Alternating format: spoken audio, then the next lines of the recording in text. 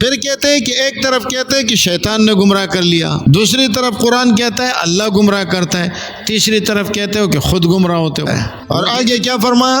اور جب قیامت کے دن ہمارے پاس آئے گا، حتی اذا جاءنا قال یا لیت بینی و بینک بعد المشرقین فبئس القرین، کاش میں میرے اور تیرے درمیان مشرق و مغرب کا فاصلہ ہوتا، تو بہت برا ساتھی تھا کہ تو نے مجھے گمراہ کر دیا۔ اللہ سارے گناہوں کو چاہے تو معاف فرما دیتے، سارے گناہوں میں کفر و شرک بھی آ گیا۔ ایک طرف کہتے کہ مشرک کی بخشش نہیں ہوگی، دوسری طرف کیا کہتے ہیں؟ اللہ مشرک کی بھی بخشش فرما دیتے ہیں۔ جو بندے روزہ نہیں رکھ رہے، کیا شیطان ان کے پاس گن لے کے کھڑا ہے کہ خبردار سحری کے لیے اٹھے، مار دوں گا، یہ کھاؤ ورنہ تو گولی مار دوں گا، یہ کہ نماز پڑھنے کے لیے جاؤ گے تو گولی مار دوں گا؟ زبردستی تمہیں دے نہیں کی، میں نے تو صرف وسوسہ ڈالا اور تم نے اس وسوسے کو قبول کیا۔ تو یہاں سے کیا معلوم ہوا؟ انسان خود گمراہ ہوتا ہے۔ پھر کہتے ہیں کہ ایک طرف کہتے ہیں کہ شیطان نے گمراہ کر لیا، دوسری طرف قرآن کہتا ہے اللہ گمراہ کرتا ہے، تیسری طرف کہتے ہو کہ خود گمراہ ہوتے ہو۔ وہ کیسے؟ فرمایا افرأیت من اتخذ الہہ ہوا، کیا آپ نے اس شخص کو دیکھا ہے جس نے اپنی خواہشات کو اپنا معبود بنا لیا؟ آگے کیا فرمایا؟ وَأَضَلَّهُ اللَّهُ عَلَى علم، اللہ تعالیٰ نے علم کی وجہ سے اس کو گمراہ کر دیا، یعنی اس کے پاس علم ہے لیکن اس کے باوجود اللہ نے گمراہ کر دیا۔ تو گمراہ کس نے کیا؟ اللہ نے۔ حضرت موسیٰ علیہ السلام نے جب فرعونی کو قتل کیا تو کیا فرمایا؟ ھذا من عمل الشیطان، یہ شیطان کی شرارت کی وجہ سے میں نے ایسا کیا۔ تیسری جگہ شیطان کیا کہتا ہے؟ وقال الشیطان لما قضی الامر، جب قیامت کے دن ہو جائے گا نا تو شیطان کیا کہے گا؟ ان اللہ وعدکم وعد الحق ووعدتکم فاخلفتکم وما کان لی علیکم من سلطان، میرا تمہارے اوپر کوئی زور نہیں چل رہا تھا، زبردستی تو نہیں کی تھی نا۔ جو بندے روزہ نہیں رکھ رہے، کیا شیطان ان کے پاس گن لے کے کھڑا ہے کہ خبردار سحری کے لیے اٹھے، مار دوں گا، یہ کھاؤ ورنہ تو گولی مار دوں گا، یہ کہ نماز پڑھنے کے لیے جاؤ گے تو گولی مار دوں گا؟ زبردستی تمہیں دے نہیں کی، میں نے تو صرف وسوسہ ڈالا اور تم نے اس وسوسے کو قبول کیا۔ تو یہاں سے کیا معلوم ہوا؟ انسان خود گمراہ ہوتا ہے۔ یہ تو قرآن میں بھی تضاد آ گیا نعوذ باللہ، کہ ایک طرف کہتا ہے خود گمراہ ہوتا ہے، دوسری طرف کہتا ہے شیطان گمراہ کرتا ہے، تیسری طرف کہتا ہے اللہ گمراہ کرتا ہے۔ تو یاد رکھیے اس میں تضاد کوئی نہیں ہے، یہ تینوں باتیں اپنی جگہ صحیح ہے۔ اللہ رب العزت نے کیا فرمایا؟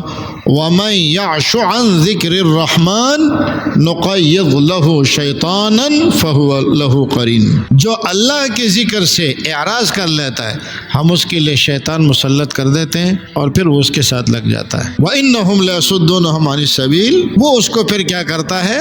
حق راستے سے بہکاتا ہے۔ اور آگے کیا فرمایا؟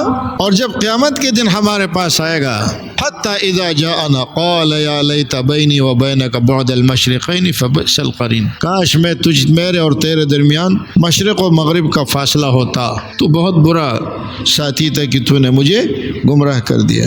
تو اب دیکھیے اللہ نے کیا فرمایا؟ وَمَن يَعْشُ عَن ذِكْرِ الرَّحْمَنِ وَقَيَّضْنَا لَهُمْ قُرَنَاءَ فَزَيَّنُوا لَهُ مَا بَيْنَ أَيْدِيهِمْ وَمَا خَلْفَهُمْ، ہم نے ان کے لیے ساتھی بنائے شیاطین میں سے، انہوں نے کیا کیا؟ فَزَيَّنُوا لَهُمْ، انہوں نے ان کے لیے اعمال کو مزین کیا۔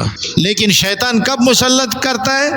وَمَن يَعْشُ عَن ذِكْرِ الرَّحْمَنِ، جو رحمان کے ذکر سے اعراض کر دے۔ شیطان کا پہلا وار کیا ہوتا ہے؟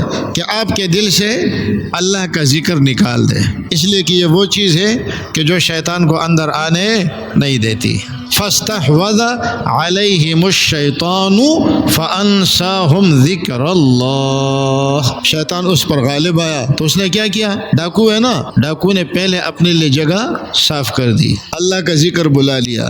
جب اللہ کا ذکر بلا دیتا ہے، گھر خالی ہو جاتا ہے، تو پھر شیطان آتا ہے، اور جب شیطانی وساوس ختم ہوتے ہیں تو پھر اللہ آتا ہے۔ حضرت تھانوی رحمۃ اللہ تعالی علیہ کے سامنے کسی نے ایک شعر پڑھا، حضرت کو بڑا پسند آیا، فرمایا اس وقت میرے پاس کتنی دولت ہوتی میں تجھ پہ لٹا دیتا۔ اور وہ شعر کیا تھا؟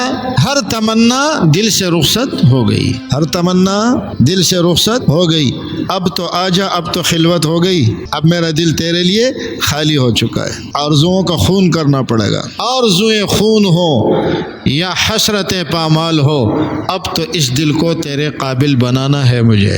انا عند المنکسرۃ قلوبہم لاجلی، میں ان دلوں میں رہتا ہوں جو میری وجہ سے ٹوٹے رہتے ہیں۔ جب دل ٹوٹتا ہے نا، اللہ پھر اس میں آتا ہے، یہ ٹوٹے ہوئے دلوں میں رہتا ہے۔ انا عند المنکسرۃ قلوبہم لأجلی، یہ دل جب ٹوٹتا ہے نا تو پھر یہ آگے جا کے کچھ بنتا ہے۔ یہ کہہ کے کاسا ساز نے کاسا پٹخ دیا، اب اور کچھ بنانا ہے اس کو بگاڑ کے۔ پرانی چیزیں جو ہوتی ہے نا، کچرے والے جو لے جاتے ہیں تو وہاں جا کر اس کو کوٹتے ہیں، پھر اس کے بعد آگے کچھ اور بنتا ہے۔ تو یہ انسان کے دل میں اللہ کا ذکر ہوتا ہے، اللہ کی یاد ہوتی ہے۔ اچھا، تو پھر جب یہ اللہ کے ذکر سے غافل ہوتا ہے تو اب شیطان آتا ہے۔ تو اللہ کے ذکر سے غافل ہونا اس کا فعل تھا، اب شیطان کے لیے دروازہ کھلا، اب شیطان آ کے کیا کرتا ہے؟ اس کو گمراہ کرنا شروع کر دیتا ہے۔ اور پھر جب یہ عمل کرتا جاتا ہے تو ایک گناہ کرتا ہے ایک دبا لگتا ہے، دوسرا گناہ کرتا ہے دوسرا دبا لگتا ہے، تیسرا گناہ کرتا ہے تیسرا دبا لگتا ہے۔ یہ دبے لگتے لگتے لگتے پورا دل سیاہ ہو جاتا ہے، اور جب پورا دل سیاہ ہو جاتا ہے اسی کو فرمایا ختم اللہ علی قلوبہم، اسی کو فرمایا کلا بل ران علی قلوبہم، ان کے دلوں پر زنگ لگے ہوئے ہیں۔ لیکن یہ زنگ دل پہ لگنے کو کس نے دیا ہے؟ یہ اس نے خود راستہ دیا ہے۔ اس نے راستہ خود دیا تو آگے جا کر کے زنگ لگ جائے گا۔ گاڑی لے جا کے سمندر کے پاس کھڑی کر دو، ایک ہفتے کے بعد جانا ہر پارٹس کو اس کو زنگ لگا ہوا ہوگا۔ کھڑی تو نے کیا نا، جب تو نے کھڑی کر دی اب زنگ لگے گا۔ یہ ساری باتیں اپنی جگہ صحیح ہے، لیکن یاد رکھنا ایک اصولی بات ذہن میں یاد رکھیں، اللہ تعالیٰ نے انسان کو پیدا کیا، اس کے سامنے دو راستے رکھے، اب تیری مرضی ہے اس پہ چل یا اس پہ چل۔ اب اس یا اس پہ چلنا یہ اپنی مرضی سے چلتا ہے۔ گمراہی کے راستے پہ بھی یہ خود چلتا ہے، ہدایت کے راستے پہ بھی یہ چلنا چاہتا ہے تو یہ خود چلتا ہے۔ پھر کہتے ہیں دیکھو اللہ تعالیٰ نے تو فرما دیا ہے ان اللہ لا یغفر ان یشرک بہ، اللہ مشرک کی بخشش نہیں فرماتے۔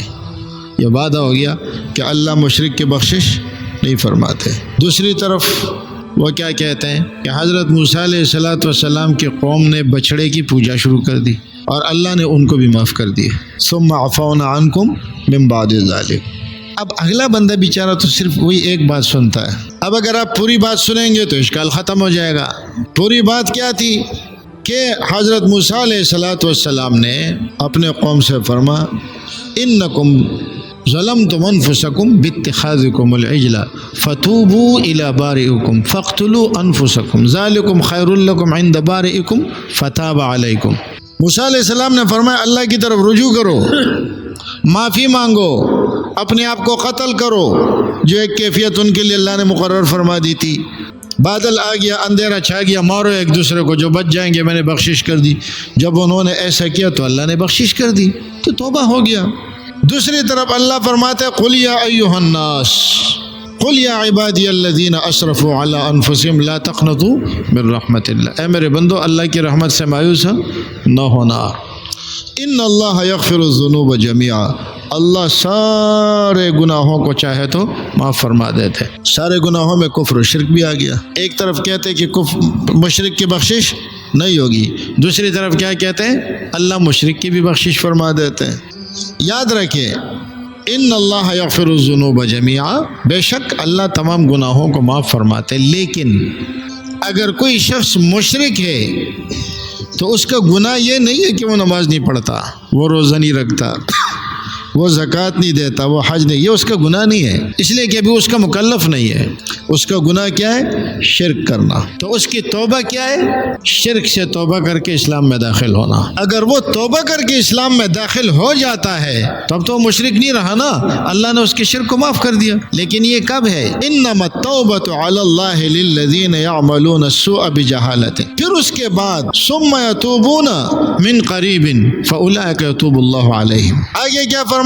ولیست التوبۃ للذین یعملون السیئات حتی اذا حضر احدهم الموت قال انی تبت الان۔ اب موت کے وقت جب موت کے اثر اب توبہ کرتا ہوں، اب تیری توبہ قابل قبول نہیں ہے۔ تو مشرک جب گناہ سے توبہ کرے گا تو اللہ اس کی توبہ کو قبول فرما دے گا، معاف کر دے گا۔ اس میں کون سے اعتراض والی بات ہے کہ مشرک کی بخشش ہو گئی؟ پھر وہ مشرک رہا نہیں، مسلمان ہو گیا۔ لیکن ملحد کو یہ اعتراض نظر آتا ہے، ہمیشہ بات کو چھپائے گا اور قرآن کریم میں تضاد ثابت کرنے کی کوشش کرے گا۔